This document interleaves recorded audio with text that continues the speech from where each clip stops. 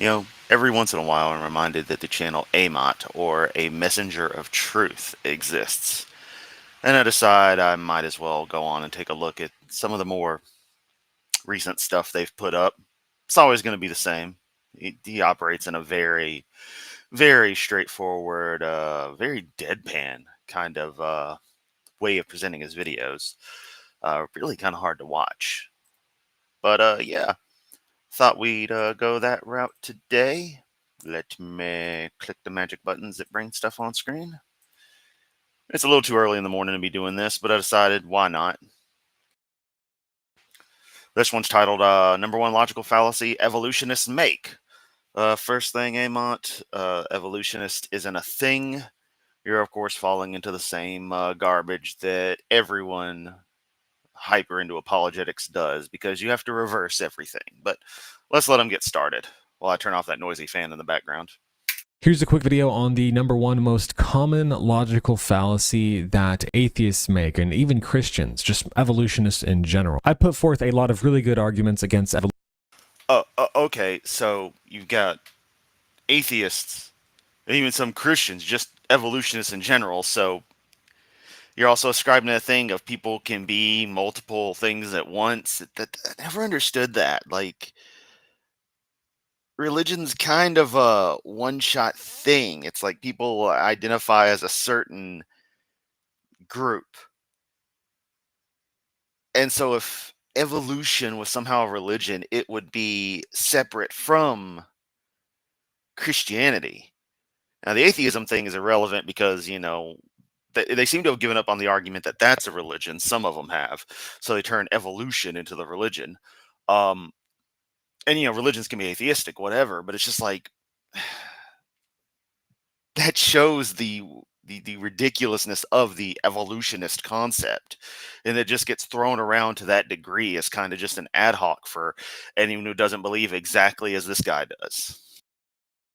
Evolution in my videos, proving that evolution is false, but a lot of people don't like them, and they comment stuff like, you need to go watch this YouTuber, you need to go read this article, you need to go to middle school again. I did Yeah, you do need to go to middle school again, buddy. Go to middle school and high school where they jammed evolution down my throat, and I didn't eat it because I stand on the word of God. God is my shepherd, and I listen to him, not my... Yes, in other words, that voice in your head. What if that voice in your head tells you to do tells you to do something unspeakable? What do you do then? Will you follow that voice in your head, or will you just say that's the devil? Because it's always convenient. You got an out for anything. It's always convenient. You've always got some little explanation, little reason for everything. Oh, you should do this because of this, but oh no, the same rule doesn't apply going backwards. That if it's something that everyone judges bad and I decided bad, that's obviously the devil telling me to do it. When it's the same voice inside your head, none of it makes any sense. And y'all just look at this like it's normal. Like this is the way regular people operate. It's scary to think that so many people operate with magic thinking like that going on. Oh, God speaks to me. I'm just gonna do what God says. Okay. My biology teacher who is telling me a story about the past rather than a valid scientific theory, which evolution is not, right? Nobody has empirically verified that a species can turn into... Oh, fair, Rosina, but I'd go on the grounds of those. Buddhism almost being more philosophy than religion per se. At that point, religion as a construct kind of breaks down compared to the Western world. You're not wrong. It's just you look at how that actually works as far as a compatibility thing goes. It becomes, kind of interesting study in sociology. But it's a good point. To a different one, that fish can turn into philosophers, and as a result of that, morality is subjective and murder is relatively good. Remember, we got to look at the big picture here. Evolution as a scientific theory... I'll do this while I walk out the door to turn the AC on because it's hot in here, hence why I had the fan going earlier.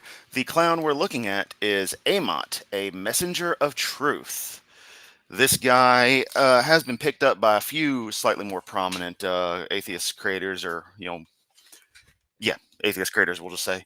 But I had found him early on in doing these things as just a weird, stoic, kind of uncanny valley-ish apologist who's just, I don't know, it's hard to describe him, but just unpleasant in a different way from Hovind.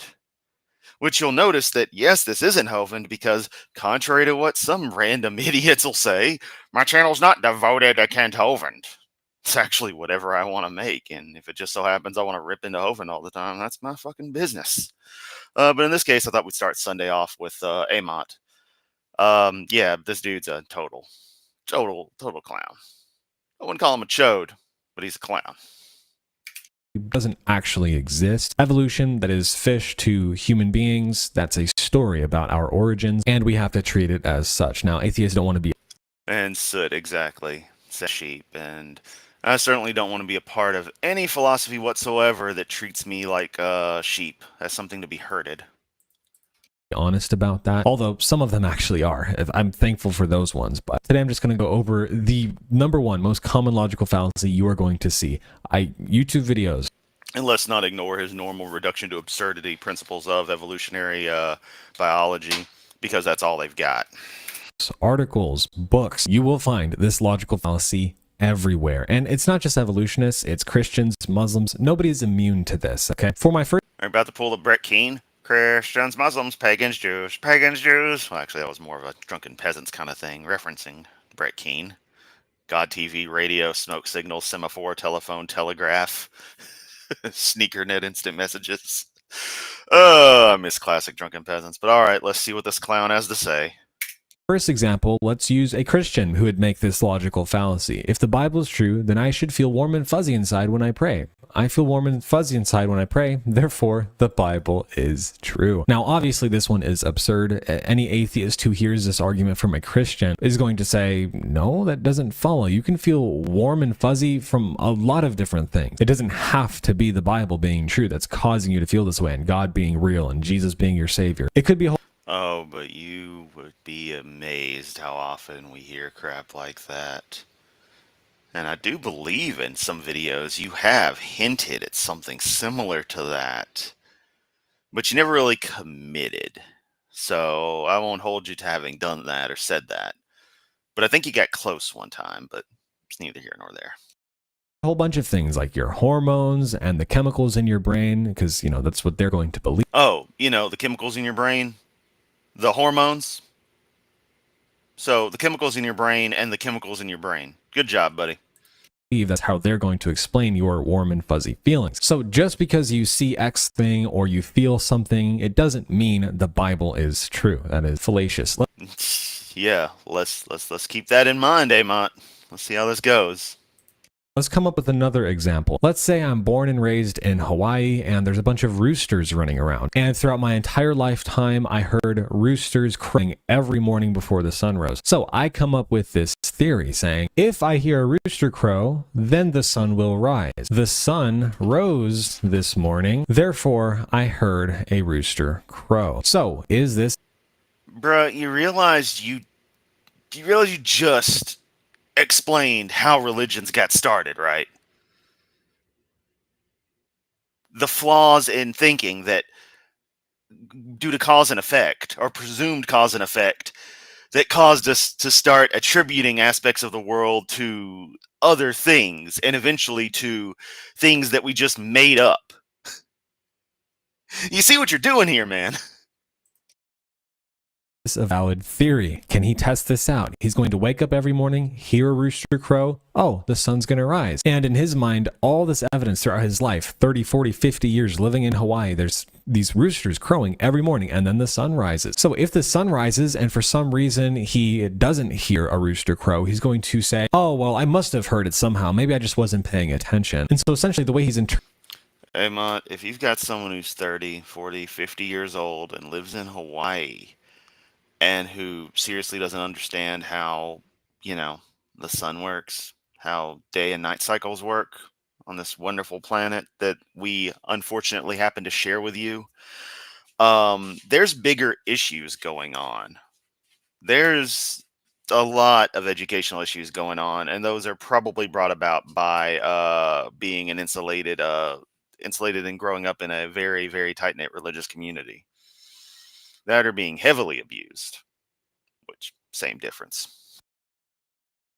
Interpreting the world becomes a lens through which he understands the sun rising and him hearing anything. Now, this fallacy is called affirming the consequent. The consequent here is this part of the first premise. If this thing here happens, then this happens. This consequent will happen. This is fallacious because there could be a number of different explanations for the sun rising. It does not have to be what you put right here, right? There could be a number of different.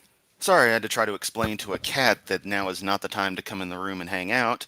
Also, it's consequence, not consequent. Correct me if I'm wrong, but that's just fucking wrong. Different reasons why you feel warm and fuzzy inside when you pray. It doesn't necessarily have to be that the Bible is true. There's a bunch of Mormons and Muslims who could make the same argument about the Book of Mormon. And yeah, Otaku, you might as well just hop off and go enjoy something better, because, yeah, I decided I'd open the day with Amot. And yeah, it is May 4th, so woohoo. Andor Season 2 is pretty damn good. Just saying, I'm enjoying it. Actually enjoying it better than Season 1. And the Quran, right? Again, in the second example. Of course, I'm probably enjoying it more than Season 1 because they're dropping 2 and 3 episode batches at once, rather than the extreme slow burn that was the first season, which I came into halfway through anyway, so, yeah. Well, the sun rising doesn't necessarily have to be explained by you personally hearing a rooster crow in the morning. Let's do another example. If my phone has a case, then my phone is protected. All right, sounds good. My phone is protected, therefore my phone has a case. Well, no, there could be a bunch.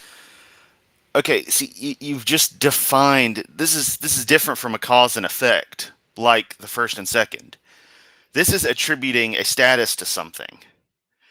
You only describe the phone, the object, the phone, as protected if it has a case.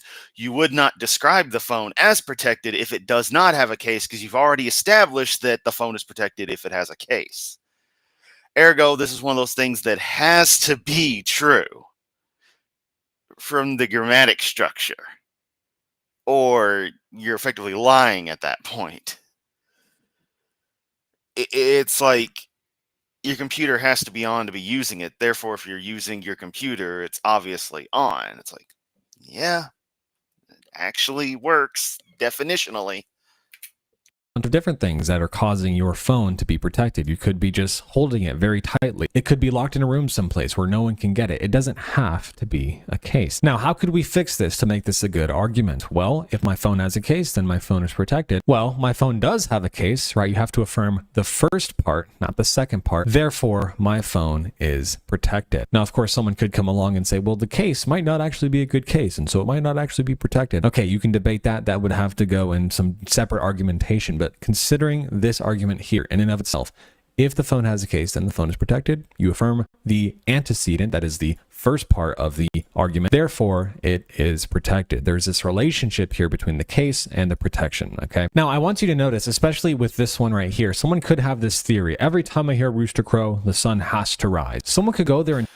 Are we noticing something about Amot is that he actually hasn't made his point yet? He's just saying stuff tangentially related, like he hasn't explicitly explained what the hell his point is.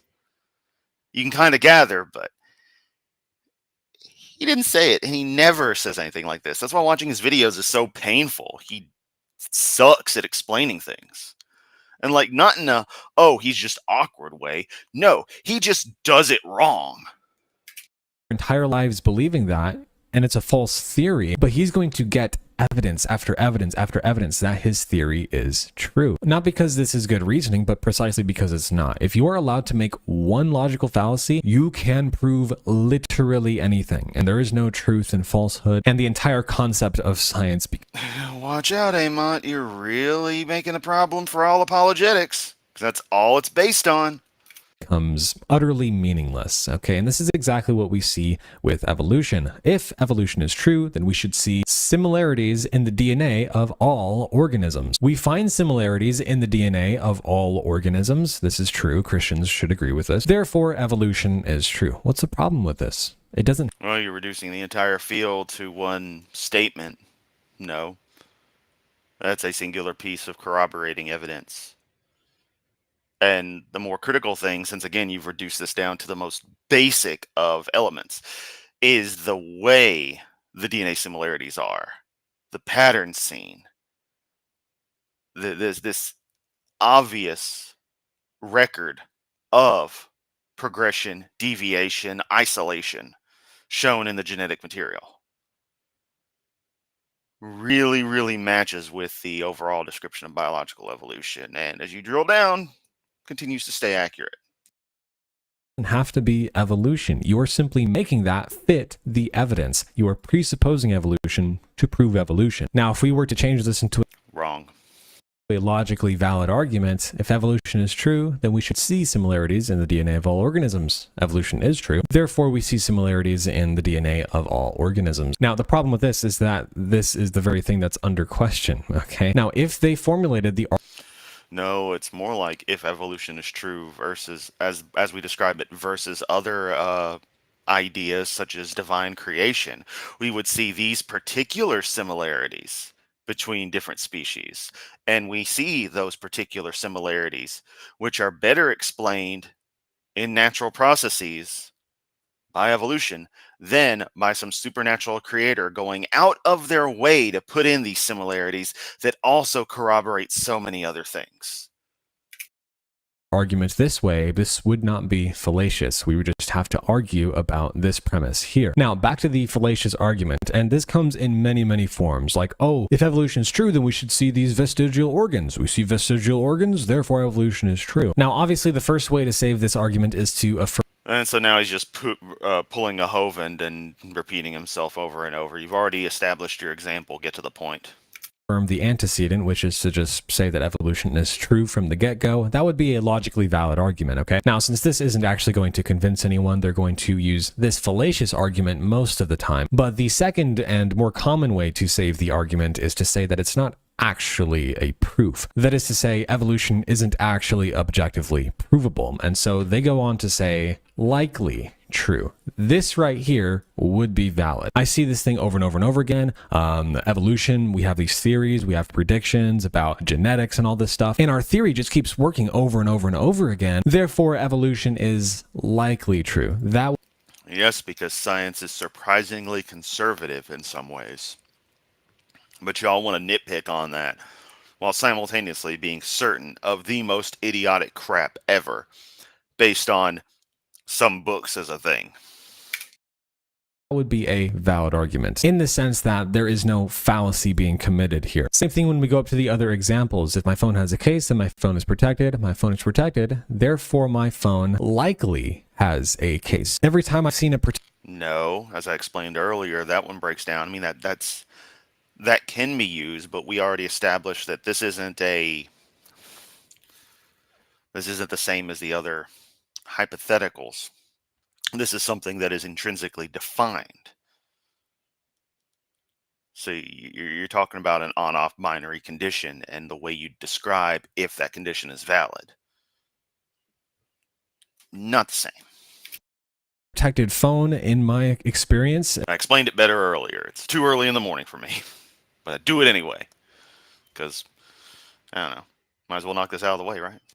It's because it has a case. And so it's likely that the phone has a case, and that's why it's protected. That's the relationship there. Same thing with the rooster crowing. The sun rose this morning, therefore I likely heard a rooster crow. And even with the biblical argument here, I feel warm and fuzzy inside, therefore the Bible is likely true. Now, please notice the different feeling you get from all of these different arguments. With the person who is living in Hawaii, who hears a rooster crow every single morning, but maybe doesn't notice it, and so he assumes that he likely heard a rooster crow. Now, when it Also, notice that in that rooster crowing thing, the criteria is that the person heard the rooster crow.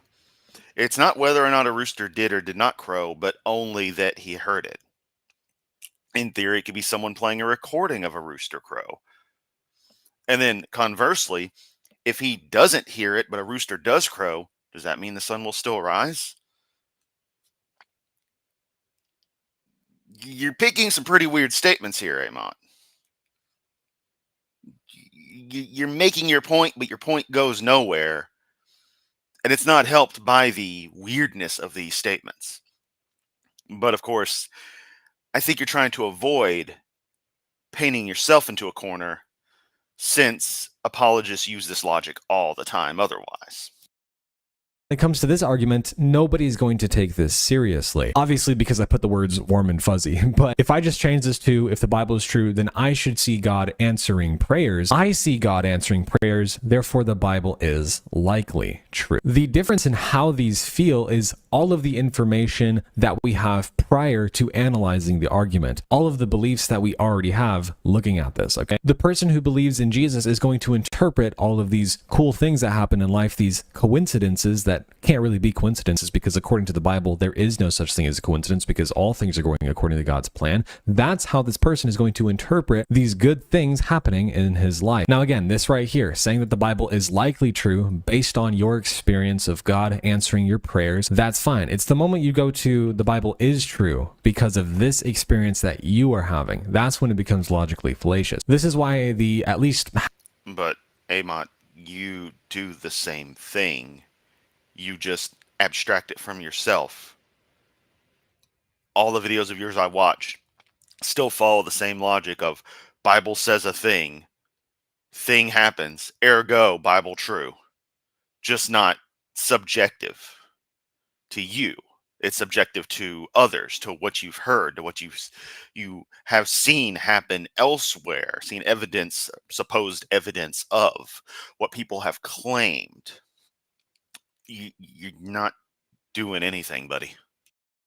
Halfway honest atheists out there who believe in evolution, they will make this argument rather than claiming that evolution is objectively provable, because it's not. The people who are saying that evolution is objectively true and we shouldn't deny it and it's the only workable theory and stuff like that, the people... For all points and purposes, from a colloquial standpoint, it has been proven.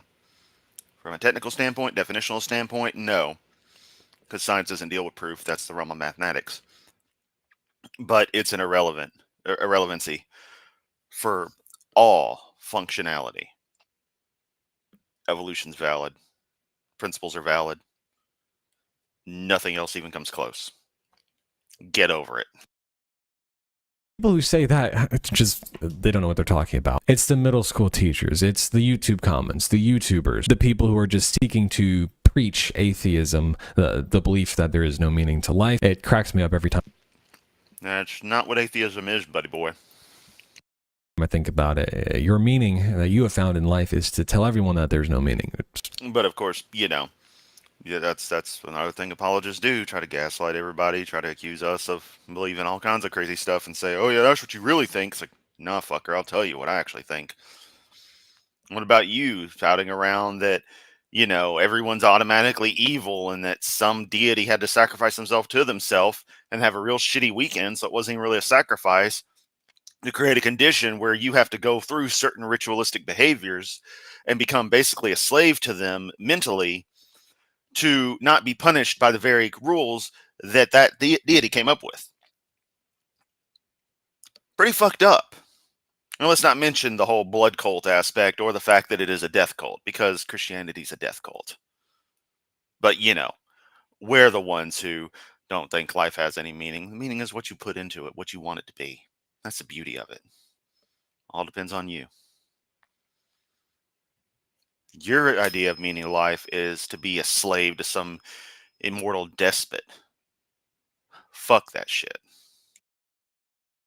Wild. Now, when it comes to this specific argument here, evolution is likely true. Why is it that we are assuming that all of the DNA in all organisms are similar, because we have only observed so many organisms? Sure, let's say we have observed 1 billion organisms. Ants, cats, dogs, humans, giraffes. Why is it that we... Yeah, so you list all extant species and not extinct species. How cute.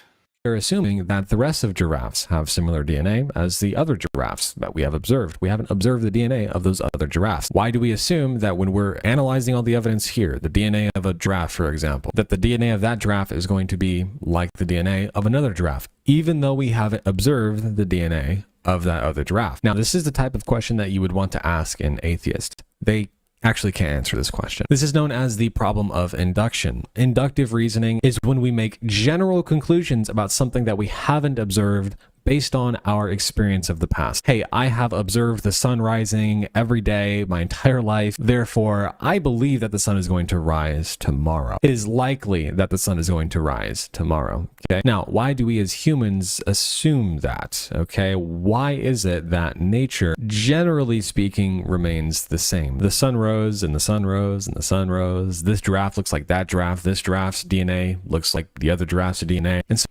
Well, I'd chalk that little observation up to the beauty of math. Extrapolate enough factors and realize, physics and the like. Earth's rotating. It's going to keep on rotating. Going around the sun. Hey, look, there's the sun again, right on schedule. The DNA of giraffes being the same as other giraffes? I don't know, because probably if the DNA was different, it would be a different animal. It's kind of the whole point. So you're asking a really stupid question there, potato face. Looks like a potato right here.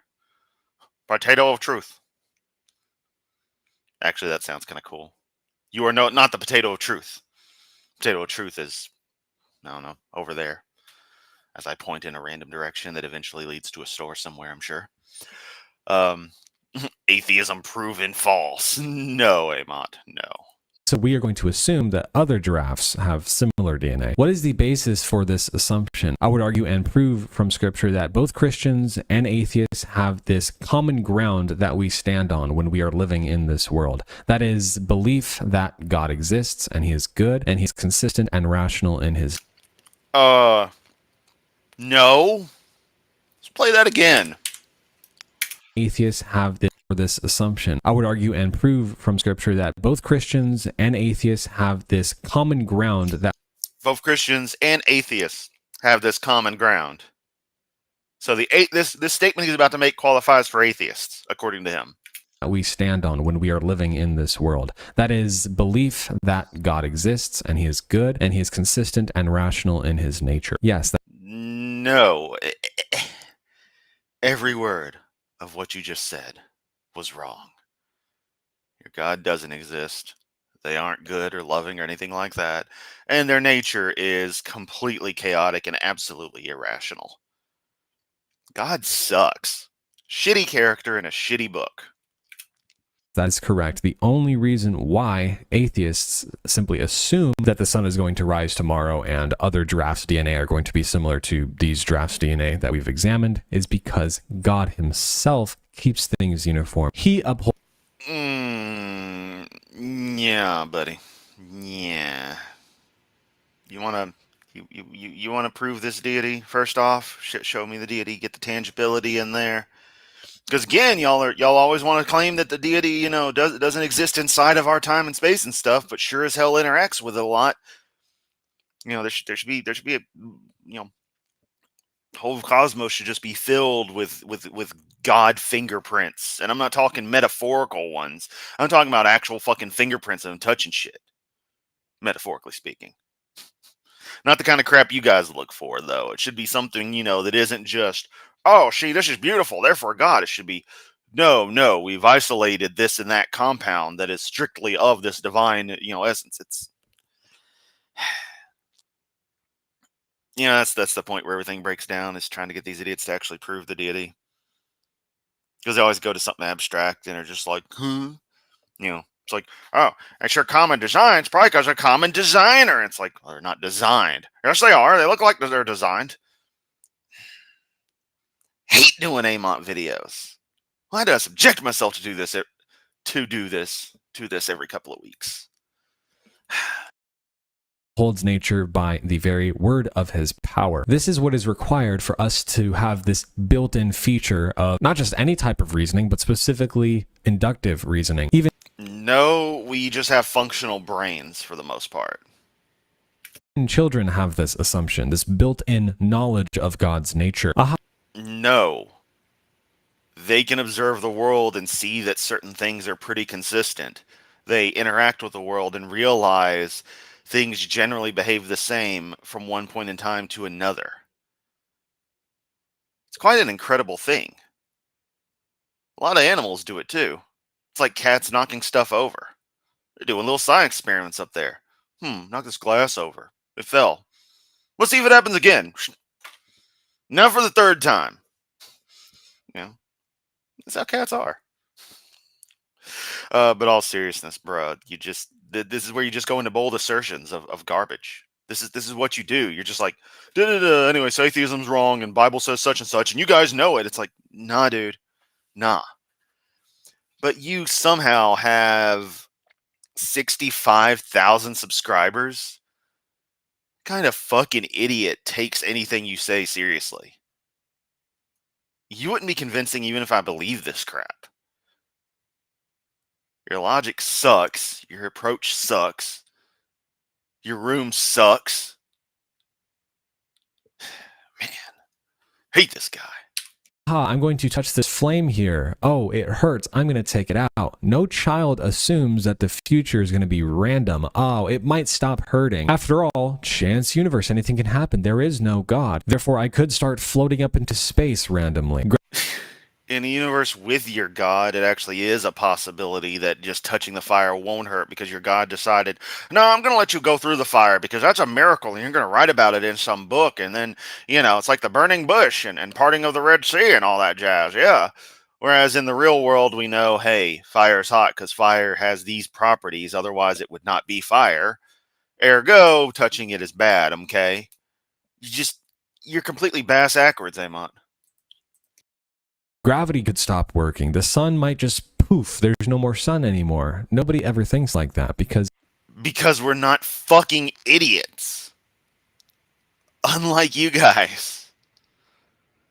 Remember, Islam says that Allah or Muhammad or somebody split the moon in half. Literally. Never happened. They sure believe it, though. everybody believes that God he is true, he's consistent, and there is purpose in this world. We are built in with that knowledge. Everybody, including the atheist. Now, the best that the atheists have come up with when trying to argue for this principle of induction is that, well, you see, the future is going to be like the past because it just is. It just is that way. You see, I've observed this thing in the past, all these drafts with similar DNA. Therefore, these other drafts will have the same DNA as well. Well, why are you assuming that? That's literally the question. Oh, well, because I've examined. Okay, so it's a circular argument. And as a side, apologists love the claim everything's a circular argument. It's like, nah, dude, nah. The crappy straw man you try to bring up, sure. The actual understanding, actual logic that goes into stuff, not circular. Meanwhile, y'all are the champions of my religion is true because this book says it's true. Oh, why should we believe the book? Because the book says it's true. Uh-oh. But that's fine. side note, this is probably the second most common logical fallacy that atheists make. It's just a circular argument that they make. Hey, so if evolution is true, why is it that these organisms are just built in to survive? Why aren't they built for death? Why don't they all just want to die? Why is it that nature is And this is where this asshole goes. What the fuck? Listen, you fucking prick. Have you ever actually talked to anybody outside of your little cult? Do you just sit there in your shitty room with your fucking dog all the time and just do this shit day in, day out? Because you sure as hell upload like you do. Watching crappy anime and liking sports ball and shit.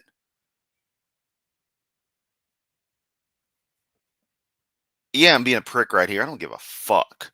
How about you try actually talking to somebody? And I mean actually talking, and by that I mean listening to them, actively engaging, and understanding what they actually think, as opposed to this retarded bullshit that you come up with. Fucking asshole. supposedly selects the most fit to survive in the environment? Why is that? Again, the best answer that they have for that is it's just the way it is, man. When it comes to answering all the surface level stuff, sure, we can answer that. But when you keep asking why or how, it just is the way it is. And we can't question it. We can't actually come up with good answers to these questions. We have to rely. Coming up with answers isn't how reality is determined. You figure out what's actually going on, and we know a lot more about how the universe works than you think. For some reason, the more we drill down, the further and further away any aspect of your God gets. Almost as if it ain't there, fuckboy. On something that just is. We can't explain it. It's just a circular argument, essentially. Now, we know from Romans 1 that the atheists out there, they all know God. They have this truth deep down in their hearts. They understand the nature of God, the morality that he has imposed onto us. You shall not murder, do not slander, do not bear false witness. Atheists know As you lie constantly, you're literally about to lie, but when I click play, these things to be inherently wrong and objectively wrong. They eat food and enjoy music and communion with friends and experiencing happiness. Yes, because religion wants to take away and usurp every single aspect of humanity. Those are human traits, not religious traits, not things that only come because of religion. Fuckers really pissed me off with that. And I'm glad Seth Andrews did his one presentation where he ends with that that the religious try to take away the very principle of humans grouping together and just enjoying time with one another. How sickening that is. While not giving thanks to the one who gives them that. They believe all these things deep down, but they're suppressing the truth in unrighteousness. As Romans 1 clearly teaches us, these people are And the book of Chris says you're a fuckwit. What's your point? wicked and they suppress the truth. Okay, there's two types of people in the world: people who accept the truth, love the truth, and people who suppress the truth. Now, the great hope out there is, of course, the gospel of Jesus Christ. Christ died for sinners, not just so that they don't die, but so that they can start reasoning properly, so that they stop suppressing the truth in unrighteousness. You see, the Bible never teaches that. Our problem is that Guarantee he's got no fucking clue how to play that thing, and if he does, it's only cowboy chords. Which, I can't play cowboy chords, but I make up for it in ability to fucking rock. we simply haven't heard enough good arguments for the existence of God, or we haven't looked at all the evidence yet. We haven't made the proper informed decision on this issue. No, the problem over and over again described in the Bible is that unbelievers are fools. The wicked fool says in his heart, there is no God. Why would Wow, magic book full of unprovable bullshit says people who don't believe magic book full of unprovable bullshit are fools. What a surprise. Next up, Water's Wet, film at 11. it say this if they're simply good people and they're doing their best to seek for God, but they just can't find him? There's not enough evidence. You see, if there were proof for God's existence, then I would believe. They're going to say stuff like that, but in reality, we know what's actually happening because we have revelation from God telling us what's happening. Yes. And how do you know that? Oh, right. Because it's in magic book that says a thing. Y'all get so pissed when we bring up some book says a thing, as Professor Dave so eloquently put it. Yet that's all you ever have. No atheist gives a flying fuck what the Bible says. We want something. How did Watto put it? Something tangible, something more real. Republic credits won't do fine. Y'all get pissy about that. What's required for every other thing in reality. But not that. Something from y'all's perspective is the most important thing. That you don't need any actual evidence of except stupid book says a thing. Then you spend all your time arguing about, all right, evolution's wrong, and this is wrong, and that's wrong, and look at all this science that was wrong, 400 years ago, and that means it's wrong today, and just stupid shit like this. Every day with these videos from you. Oh, but I'm the idiot obsessed with Hovind. It's like, y'all taking a look in the mirror? And let's not ignore your commentary on what atheists should want to do to themselves earlier, ignoring the fact that you're the one in the death cult, so the people wanting to clock out sooner than later should be you guys. But no, because you don't like that idea, you all have kind of a cultural agreement that, like, nah, clocking out early is bad, okay? Except, when it's not. God, you suck, Amont.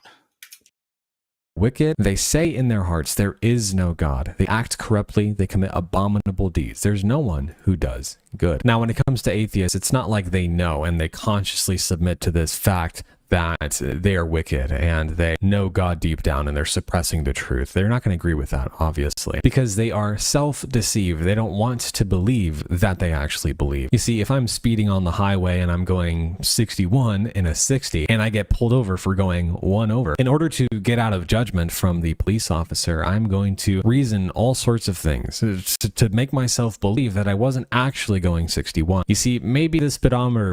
No, you know good and goddamn well you were going 61. You're not wanting to fucking deal with a ticket. Whoop-de-fucking-do. Analogy doesn't fucking work. It's not some eternal punishment for some finite crime.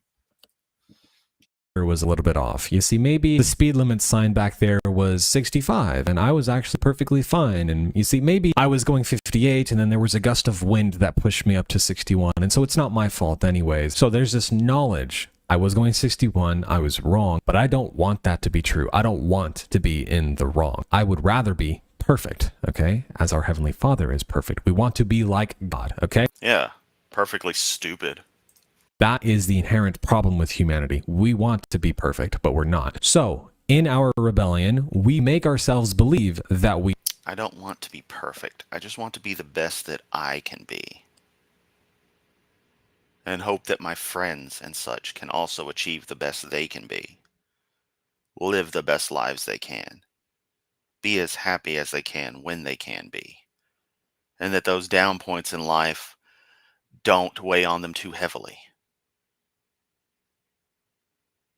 You are a sociopath, and I would not be surprised if there are many Dahmer-esque items stored in that mystery closet of yours. We are God. I am right all the time. There has to be something wrong. Not with me, but with everything else. The speedometer, the police officer, the judge. Everyone is against me. This is how the Bible describes the wicked heart. It's deceitfully wicked. Not just to other people, like, oh, we're lying to everyone and we just hate people. No, it's our own heart is telling us things that we should not believe, okay? We don't want the truth, okay? Now, this is why the scriptures teach over and over again. The ultimate problem with the sinner is not that he hasn't heard enough good arguments and he's not smart enough or something. No, it's that he's evil and should change. He should repent and believe the gospel, okay? By God's grace, people's eyes are opened, their hearts are changed so that they stop thinking in the way that they are and they accept the truth rather than suppressing it. And so they start their reasoning based on the foundation, which is God's word, and they reason from there. You know what? I am actually wrong. You know what? The judge here actually loves me, doesn't want me to do sinful things. All this stuff that I interpreted as, oh, this is not free. So fucking stupid. Freedom, he's chaining me down to what he wants me to do. He doesn't want me to be me, blah, blah, blah, blah. Oh, actually, that's real freedom. Hey, since it'll be delayed, and y'all probably be getting to this by the time the stream ends, do y'all want an immediate follow-up stream? Because I got the energy to do something else as a follow-up. If y'all want to, hang around. I don't mean in this stream. I mean, it's going to be a second stream, but let me know in the comments, and we might go to something. I'll just find something to rip into. We'll have fun.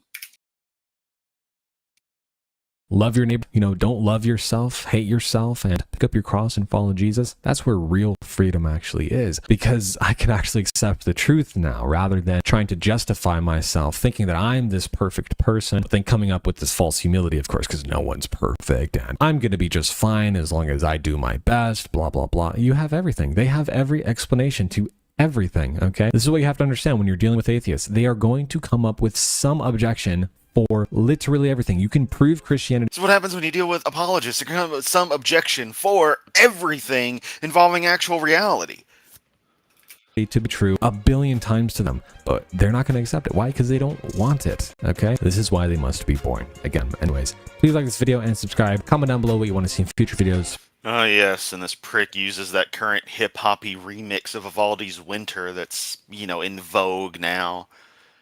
Everyone ruining one of my favorite pieces of music. And once again, I was well ahead of the curve on. Because, I am like the proto-hipster, apparently. Alright, so I'm going to hop off here. Amot sucks. Hate covering this asshole. Fucking sucks. Fucking sucks. Oh man, this dude's a fucking prick. I always forget how much of an absolute asshole he is. So fuck you, Amot. Seriously, fucker, at me in my comments. No, I'm not doing the don't. Do. Come on down. Hell, let's plan a thing to chat. Love to talk with you. Just so I can tell you to fuck off to your face. Anyway, I got a cat who's desperate to come in here. I want to go pick up some more drinks or something. Some soda, not some liquor. Although, hell, it's Sunday morning. I couldn't buy alcohol if I wanted to right now. Fucking America, man. Yeah. All about my rights, but you can't buy alcohol on a Sunday morning because Jesus, it makes Jesus cry. Even though his blood is wine, apparently. Because this shit all makes a lot of sense. Anyway, I'm going to go get prepped for the next stream. Try to find something good. Give me about 10 minutes and we'll see what happens. Later.